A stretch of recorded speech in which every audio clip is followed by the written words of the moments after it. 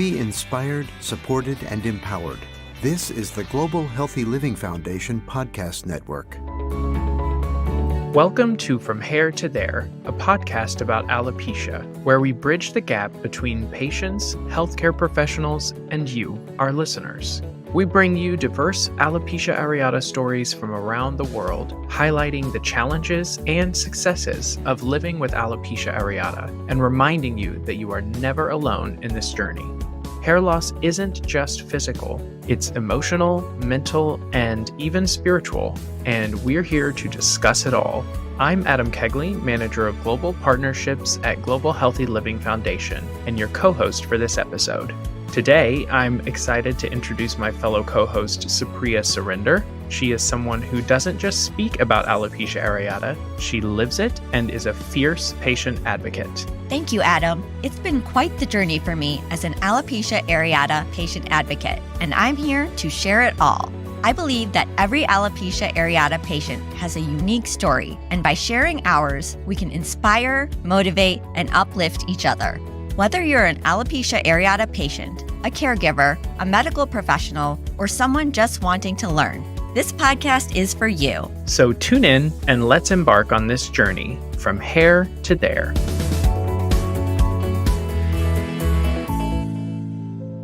We are kicking off this inaugural season of From Hair to There with 3 episodes highlighting experiences in Canada. Supriya, would you like to introduce our guests? Of course. We have 2 wonderful guests with us today, Dr. Catherine Sibold, dermatologist in Toronto, Ontario, Canada, and Anthony Gilding, alopecia areata patient advocate in Toronto, Ontario, Canada. Why don't we start with each of you telling us briefly why you're looking forward to being with us on today's episode. Let's start with you, Dr. Sibold. Thank you so much, Supriya, and thank you for inviting me to this podcast today. So as you mentioned, my name is Dr. Sibold. I'm a dermatologist practicing in Toronto. I graduated about 5 years ago from the dermatology program here, and then I did a 1-year pediatric dermatology fellowship in Philadelphia with a hair guru there, Leslie Costello-Socio, who does a lot of work in alopecia areata.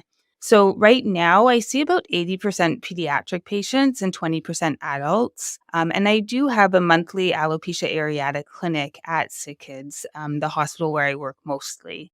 This has become an area that I'm very interested in, and I'm very excited about some of the upcoming advances in treatments and investigations that have been going on in this field. Thank you so much. And now you, Anthony. Yeah, so hi everyone, I'm Anthony, as you said. I'm very excited to be here because, as you mentioned, sharing stories can really inspire people, and it shows people that they're not alone. And this is something that I wish I would have had when I was first diagnosed. So I'm looking forward to sharing my story and hopefully inspiring others. Thank you so much, Anthony. And I think to kick us off with our first round of questions, I think I'd pass it over to you, Dr. Sibold. And the first burning question I think we all have is, can you explain to us what alopecia areata is and how it's diagnosed? For sure. And I'm glad that you started off with that because I think there can be confusion still with classification of alopecia areata.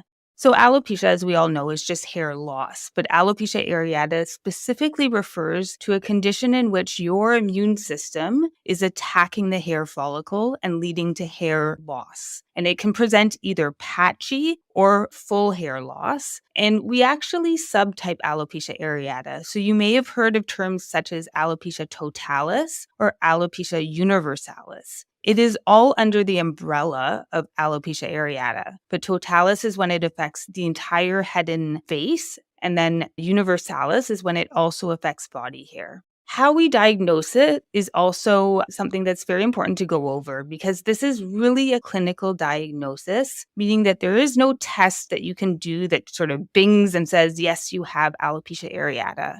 We take the history of how it started, what other things were going on at the same time, family history of similar conditions, and we put that together with what we see on our clinical exam, so what a patient is demonstrating, and together that makes the diagnosis. And in that process, in our minds, we are sort of excluding some other potential mimickers of alopecia areata. Thanks so much for that, Dr. Sibold. I think it's so important to have that clarification. I know a lot of times people will come to me on Instagram and message me and say, I don't understand why this is happening. All my blood work is normal. And it's unfortunately not as simple as a blood work panel. So thank you so much for adding that clarification. Anthony, did your diagnosis follow a similar path to what Dr. Sibold described? I ask because I know for some patients, it's not always quite as linear, and sometimes it can be more of a squiggly line per se before one ultimately gets their diagnosis. So would you mind sharing a little bit about your journey to getting an official alopecia areata diagnosis? Sure. So when I was about 7 years old, we noticed a couple of small bald spots on the side of my head. So this was back in 2006. And we went to my family physician and he said, this is alopecia areata. He gave me a corticosteroid cream, used it, the hair grew back, and I had hair for 7 years. And then when I was 14, it came back. And at that time, because it had been so long and I was so young when I first had it, I actually didn't know what it was. I forgot that I had alopecia when I was 7. So we went to my family physician again, and they said, yeah, this is alopecia areata. They gave me the corticosteroid cream again, and this time it wasn't working. The hair wasn't coming back. And so they made the decision to refer me to dermatology, which took a few months to be seen. And when I was seen, they confirmed that it was alopecia areata. So it was a little bit squiggly, I guess, just waiting to get that confirmation because my family physician was pretty confident that that's what it was, but they acknowledged that they're not the specialists, so they don't want to give a definitive answer. But once I saw dermatology, then I did get that confirmed diagnosis. Thank you for sharing that. And looking back on your diagnosis journey, is there anything you wish you would have been told when you received your diagnosis, either from a dermatologic perspective or even mental health or wellness perspective? Absolutely. So, yes to both. I wish that I would have been told about the unpredictability of alopecia areata because I was kind of under the impression that the hair loss that I had at the time was the only hair loss that I was going to have, and that that hair would grow back with some sort of treatment. Myself and my family, we actually weren't aware that it could get worse. So when it did get worse for me, it was very traumatizing because I wasn't expecting it. And from a mental health perspective, I wish that I would have been given the resources like mental health support earlier because I think it hit me really, really hard when the hair loss became more extensive. I actually kind of went into reclusion and didn't go to school, didn't go anywhere for almost 2 years. And as you can imagine, that took very intensive mental health care to kind of get me out of that. And so I wish that I had been given access to those resources earlier so that I could have taken a bit of a more proactive approach with the hope of maybe not struggling as much as I did. Thank you so much for sharing that. We always say the most predictable thing about alopecia areata is that it's so unpredictable. And, it really takes us on a whirlwind of a journey. Totally agree, Supriya. And thanks so much for that, Anthony. I think you bring up something a lot of patients feel are missing, and that's resources and trusted sources of information. And that's really the beauty of something like this podcast and patient organizations like ours, and also like the Canadian Alopecia Areata Foundation that offers resources from everything from support groups, educational materials, and lots more to really help Canadians with alopecia live their best lives. And further what we just discussed, I think we wanted to talk a little bit more about treatment availability for patients. And I know it varies widely based on where patients may live, and that's certainly no different in Canada. Dr. Sibold, I wanted to ask you where Canada is at with approvals for treatments, especially new treatment options, what might be on the horizon. Yeah, so thank you for that question. And I think it's a very exciting time in terms of new treatments that are rolling out into the market. Most people will be aware of baricitinib, which is a Janus kinase inhibitor, which is basically a pill that you take on a daily basis to target the inflammation that's destroying the hair follicle. So that is a medication that has currently been approved in the United States for patients who are 18 years and up. And we expect that to come to Canada. I can't give you an exact timeline, but hopefully in the next year or so. Another treatment, actually, that's been studied and shown efficacy in 12 years and up is another Janus kinase inhibitor called ritlecitinib, and that as well is likely going to come to Canada in the next couple months. So very exciting. Very exciting indeed. And actually, I'd just add that since this recording, ritlecitinib has been approved by Health Canada for the population you mentioned, Dr. Sibbald.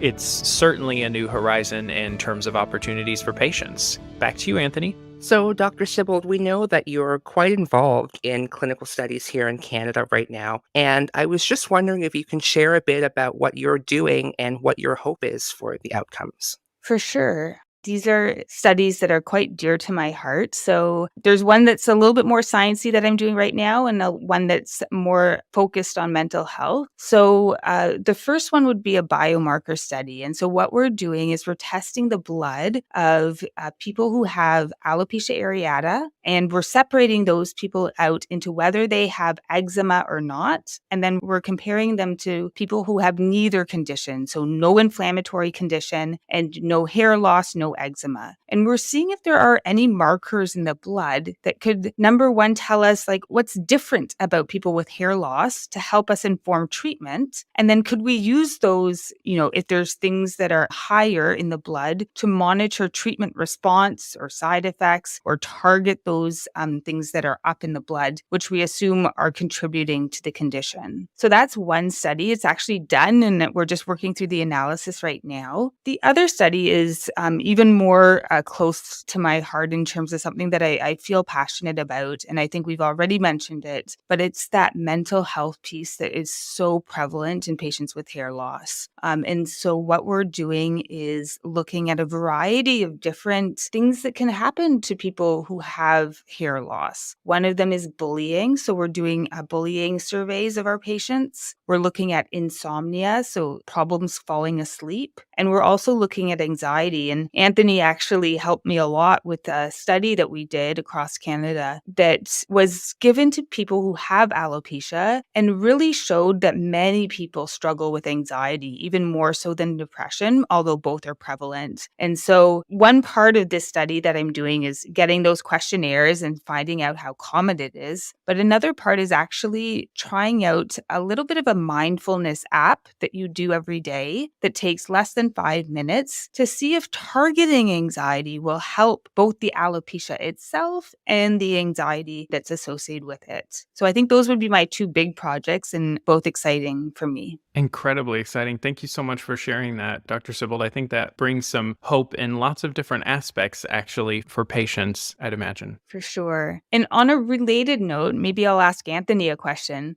because I know that you're studying for your master's right now, and you hope to become a dermatologist, as well as you're very active in alopecia-related research with myself and others. So what has this experience been like for you, especially given that you experienced the condition that you're interested in studying? Yeah, it's really interesting because when I was 14 years old and diagnosed again, I never would have imagined that one day I would be researching the same condition that I, at the time, felt like I was falling victim to. And so I really feel like I've taken my power back, and I'm using this experience to make lives better for everyone else. And I've always wanted to be a physician, but I didn't quite know what area I wanted to go into. And then having alopecia showed me the need for dedicated dermatologists to focus on this area. And as far as the research goes, it's been incredibly exciting. And, I have to just take a moment and really thank you, Dr. Sibbald, for getting me involved and giving me the opportunity to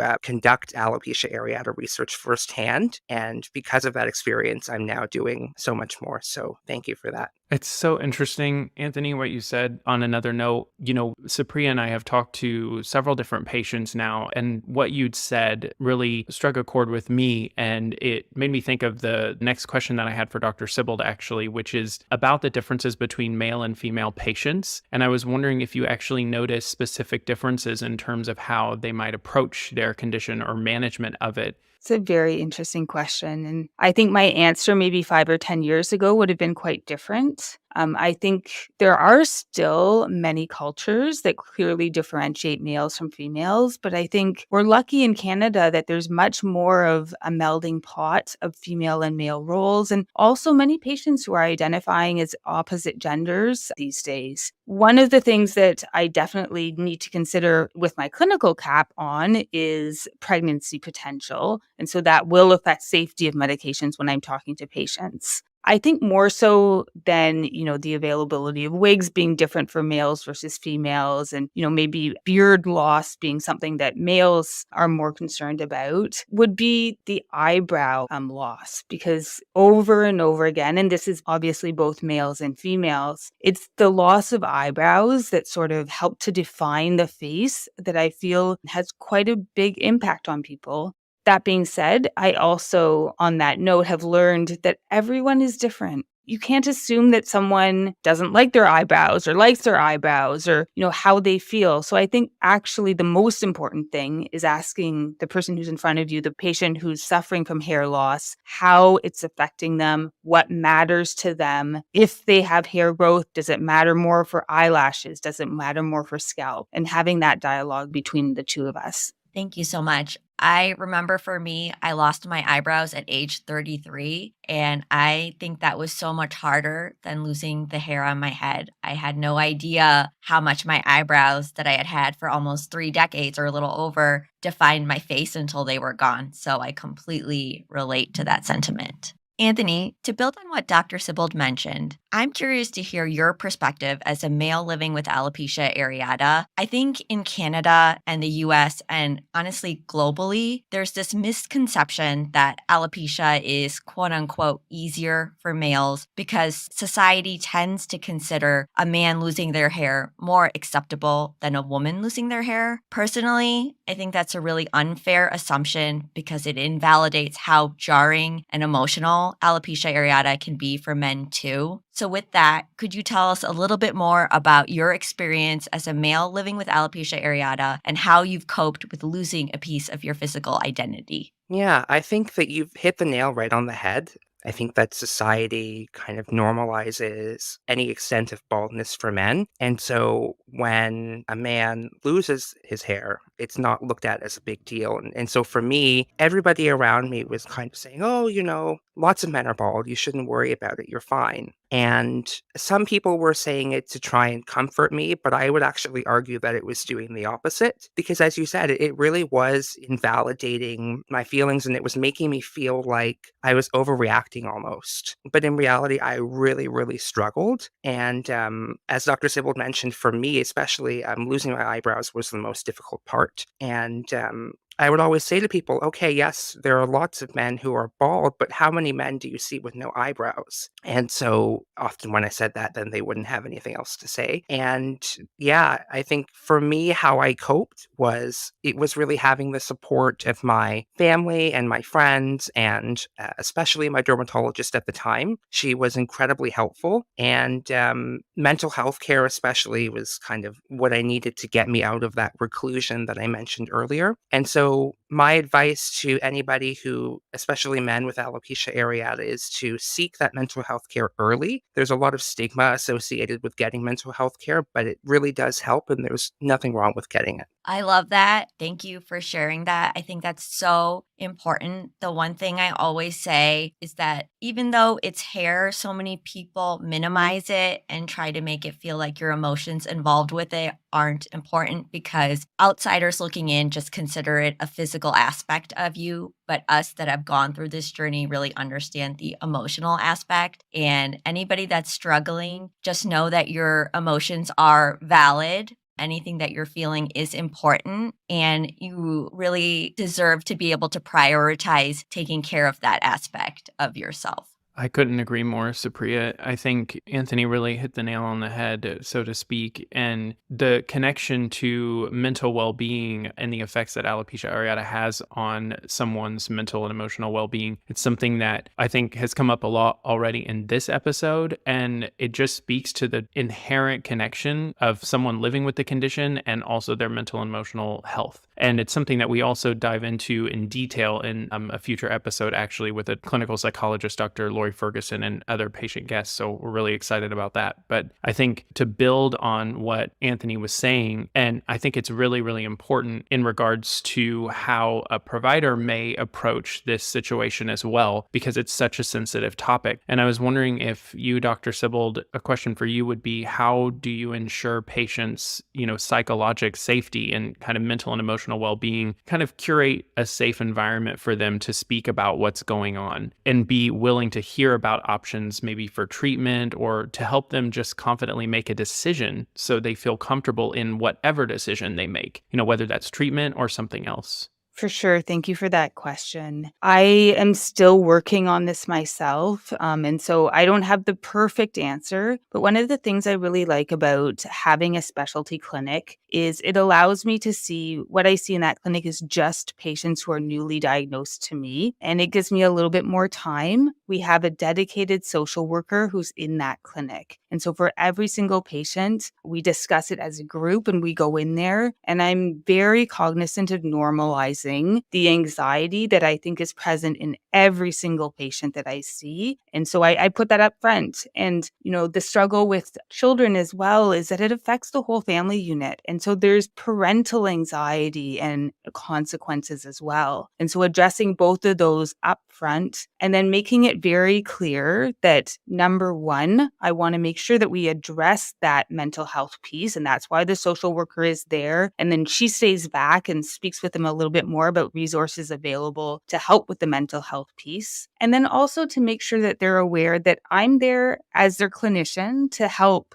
confirm the diagnosis, to make sure that they're healthy, that they don't need something reversed or prescribed. But in terms of the treatment, I want to work with them. If they are happy not trying creams or pills to get their hair back, that's fine with me. I don't have a strong motivation to put everyone on a medication. My goal is really to help them through this journey in whatever way I can. And I hope that resonates. We also, if they want to think about things, we'll give patients resources and written materials to think about decisions before they make them. But as I said, it's an ever learning journey for me as well to improve the care that I provide. Dr. Sibold, I know you said you're still working on it, but I feel like you're doing an amazing job, because I think you're the first dermatologist I've ever heard of who's including a social worker from the jump. And that is such a huge step to take to prioritize the mental aspect of things. And then also the fact that you're considering treatment an option, not a must. That's both of those things make you an incredible doctor. So thank you for what you're doing to prioritize this community.